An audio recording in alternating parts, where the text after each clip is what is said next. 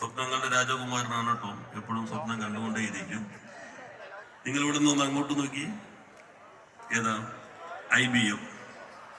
IBM ആദ്യം ഞങ്ങളുടെ അടുത്ത് ചർച്ചയ്ക്ക് വരുമ്പോൾ അവർ പറഞ്ഞു പൈലറ്റാണ്, 100 പേരെയാണ് ഞങ്ങൾ ഉദ്ദേശിക്കുന്നത്.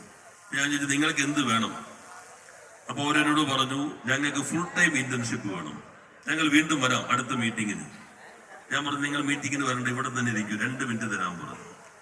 2 മിനിറ്റ് കഴിഞ്ഞപ്പോൾ ലത ടീച്ചറുടെ പിൻഗാമി ഡോക്ടർ PG ശങ്കരൻ, ഡിജിറ്റൽ യൂണിവേഴ്സിറ്റിയുടെ വൈസ് ചാൻസലർ, KTUവിന്റെ വൈസ് ചാൻസലർ 3 പേരും ഓൺലൈനിൽ വന്നു.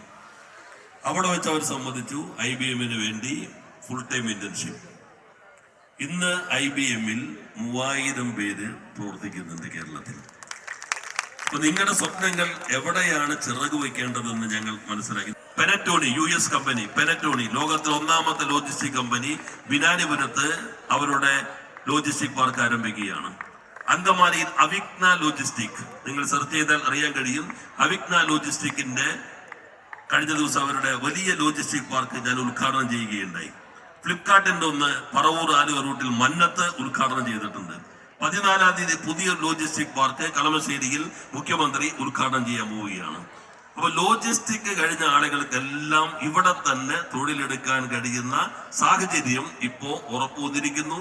ഇനി തിരുവനന്തപുരത്താണെങ്കിൽ വിഴിഞ്ഞത്തിന്റെ പൊട്ടൻഷ്യൽ ഉപയോഗിക്കാൻ കഴിയുന്ന ഒത്തിരിയേറെ സാധ്യതകൾ വരികയാണ്. ഇലക്ട്രോണിക്സിൽ തന്നെ ഇപ്പൊ റഫേലിന്റെ കരാർ നമുക്കറിയാലോ.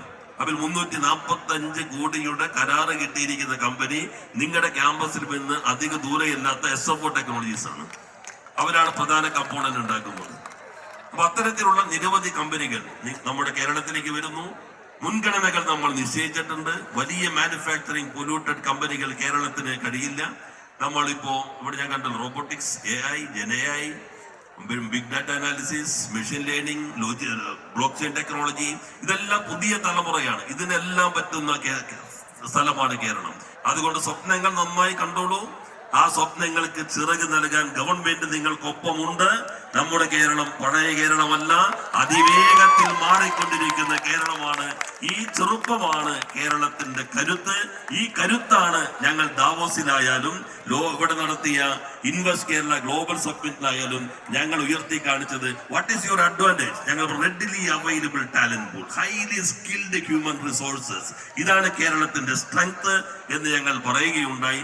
ഇപ്പൊ നിങ്ങളെ കണ്ടപ്പോൾ അത് കുറെ കൂടി ഉറപ്പിച്ച് പറയാനുള്ള കരുത്ത് കിട്ടി. Thank you Jain university for taking this good novel initiative.